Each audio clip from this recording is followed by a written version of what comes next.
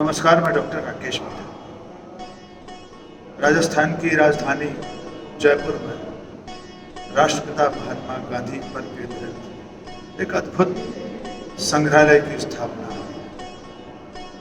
यह संग्रहालय न केवल बापू की कहानी सुनाता है, बल्कि अंग्रेजों के आने से पहले का भारत, अंग्रेजों के युग का भारत, राजे रजवाड़ों के समय का भारत, अंग्रेजों के अत्याचार के समय का भारत, मोहनदास करमचंद गांधी नाम उदय का भारत, गांधी के आने के बाद बदलते हुए भारत की तस्वीर, अंग्रेजों के खिलाफ शुरू हुए स्वतंत्रता संग्राम की तस्वीर और महात्मा गांधी के साथ चलते चलते नए भारत की तस्वीर। ये सारी तस्वीरें इस अनुपम और अद्भुत संग्रहालय में आप देख सकते हैं। ये संग्रहालय जयपुर में सेंट्रल पार्क में बना है। इस गांधी वाटिका का निर्माण राजस्थान के मुख्यमंत्री अशोक गहलोत की पहल पर जयपुर विकास प्राधिकरण ने किया है। आइए अब आपको जयपुर के इस अद्भुत, अनुपम और अद्वितीय संग्रहालय गांधी वाटिका की सैर पर ले चलते हैं। ये गांधी वाटिका भारत में अंग्रेजों के आने से पहले के वैभवशाली भारत की तस्वीर से अपनी कहानी शुरू करती है। वैभव की रोशनी से गुलामी के अंधेरे तक का सफ़र इस वाटिका में आप तय करते हैं। ये जो नौकाएं आप देख रहे हैं, इनमें बैठकर आए हुए अंग्रेज धीरे धीरे करके व्यापारी से इस देश के भाग्य विधाता बन गए। राजे रजवाड़े, नवाब, दीवान, जागीरदार, जमींदार, बहुतों ने अंग्रेज़ों की दास्ता स्वीकार कर ली। इन अंग्रेज़ अफसरों ने, जिनकी तस्वीरें आप देख रहे हैं, इन अंग्रेज़ सैनिकों ने धीरे धीरे करके भारत की राज सत्ता अपने हाथ में ले ली। और उस समय भी कुछ लोग डर गए, कुछ बिक गए। उस वक्त के जमींदारों, जागीरदारों, राजे रजवाड़ों में से बहुत सारे लोग थे जो डर के मारे अंग्रेज़ों की दास्ता स्वीकार कर रहे थे, और कुछ ऐसे थे जो बिक गए थे। लेकिन तब भी जब अंग्रेज़ों का जुल्म बढ़ा तो हिंदुस्तान का आम आदमी उठ खड़ा हुआ। ये जिन विद्रोहियों की तस्वीरें आप देख रहे हैं, इनका संघर्ष ज़मीन से फूटा हुआ संघर्ष था। बिरसा मुंडा से लेकर तात्या टोपे, नाना साहब, महारानी लक्ष्मीबाई, बहादुर शाह जफ़र तक। और 1857 की क्रांति के बाद ब्रिटिश राज सत्ता ईस्ट इंडिया कंपनी से सीधे ब्रिटिश साम्राज्य के हाथ में आ गई। और इसके बाद कहानी शुरू होती है मोहनदास करमचंद गांधी की। ये दरवाज़ा आपको पोरबंदर लिए चलता है। गांधी वाटिका की इस वीथिका में पोरबंदर के दीवान करमचंद गांधी के घर 2 अक्टूबर 1869 को जन्मे एक बालक की कहानी बताता है। इस बालक का नाम मोहन रखा गया, प्यार से सब उसे मोनिया कहते थे। इस गैलरी में आप तस्वीरें देखेंगे, रेखा चित्र देखेंगे मोहनदास करमचंद गांधी के लालन पालन के, उनके बचपन की तस्वीरें, उनके संगी साथियों, भाइयों के साथ की तस्वीरें, और उनकी ज़िंदगी में कस्तूरबा के आने की तस्वीरें। कस्तूरबा जो स्वतंत्रता संग्राम में मोहनदास से लेकर महात्मा गांधी तक के सफ़र में कदम से कदम मिलाकर साथ चली। इसी पोरबंदर से और राजकोट से पढ़कर मोहनदास कानून की पढ़ाई करने के लिए इंग्लैंड जाते हैं। कानून की पढ़ाई पूरी करके लौटकर वे भारत आते हैं और बैरिस्टर मोहनदास करमचंद गांधी मुंबई और राजकोट में अपनी वकालत शुरू करते हैं। इसी दरमियान एक गुजराती व्यापारी दादा अब्दुल्ला अपने मुकदमों के लिए उन्हें दक्षिण अफ्रीका ले जाते हैं। ये जो तस्वीरें आपने देखी वो पानी का जहाज़ जिसमें बैठकर मोहनदास अफ्रीका गए और अफ्रीका में उन्होंने वकालत शुरू की। लेकिन दक्षिण अफ्रीका जाना मोहनदास के बैरिस्टर से महात्मा गांधी बनने की राह में पहला कदम साबित हुआ। आप सब जानते हैं कि बैरिस्टर मोहनदास को एक रेल के एक सफ़र में अंग्रेज़ों ने जिस तरह रेल से बाहर पटक दिया था, बाहर फेंक दिया था, वो मोहनदास करमचंद गांधी के जीवन का परिवर्तनकारी अवसर था। वीथिका में ये जो मिट्टी से बनाई गई ट्रेन दिखेगी आपको, इस ट्रेन से बाहर फेंके जाते हुए गांधी, ये आपको उस घटना की याद दिलाएंगे। और उसके बाद एक कोच में भीतर बैठे अंग्रेज़ों ने उन्हें बाहर कोचवान के पास बैठने के लिए मजबूर किया। ये तस्वीरें मोहन से मोहनदास और मोहनदास से महात्मा बनने की राह पर चलते हुए एक एक कदम को दर्ज करने वाली तस्वीरें हैं।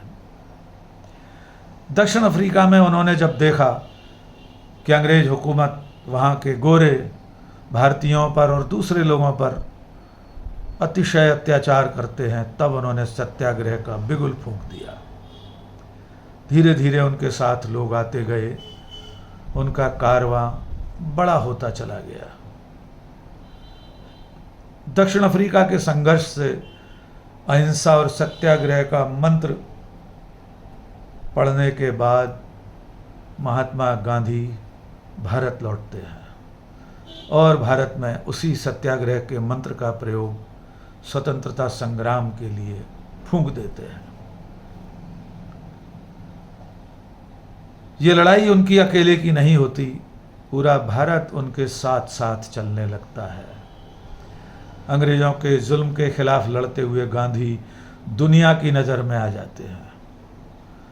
उस दौर में टाइम जैसी विश्व की सबसे प्रसिद्ध magazine 3 bar man of the year के रूप में मोहनदास करमचंद गांधी को दर्ज करती है।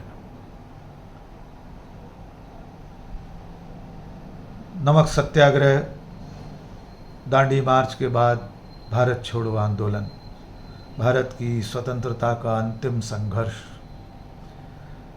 इस नारे के बाद गांधी लगातार अंग्रेजों की आंख का कांटा बन गए।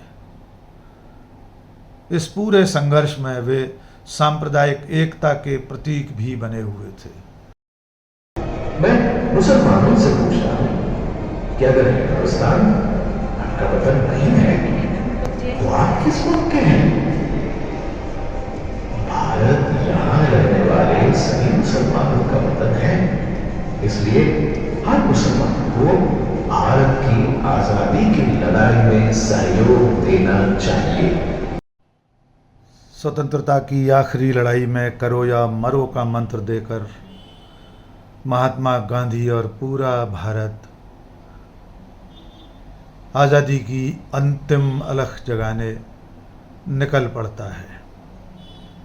और इस वीथिका में गांधी अपने साथ के 2 अत्यंत प्रिय लोगों को खो देते हैं, बा और महादेव देसाई। आगा खां पैलेस में नज़रबंदी के समय महादेव भाई और कस्तूरबा की मृत्यु हो जाती है। यह वीथिका आपको बा और महादेव के साथ बापू के रिश्ते की कहानी कहती है।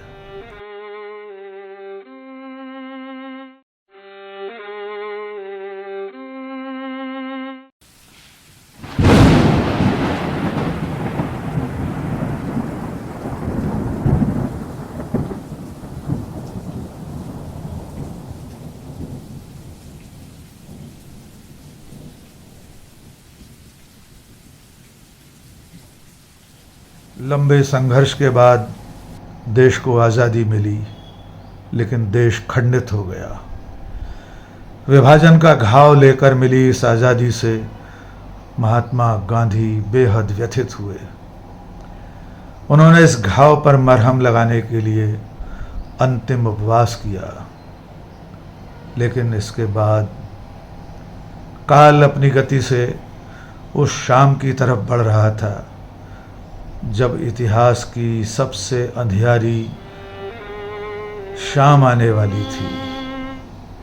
महात्मा गांधी की हत्या करने के लिए हत्यारों की टोली धीरे धीरे उनकी तरफ बढ़ रही थी।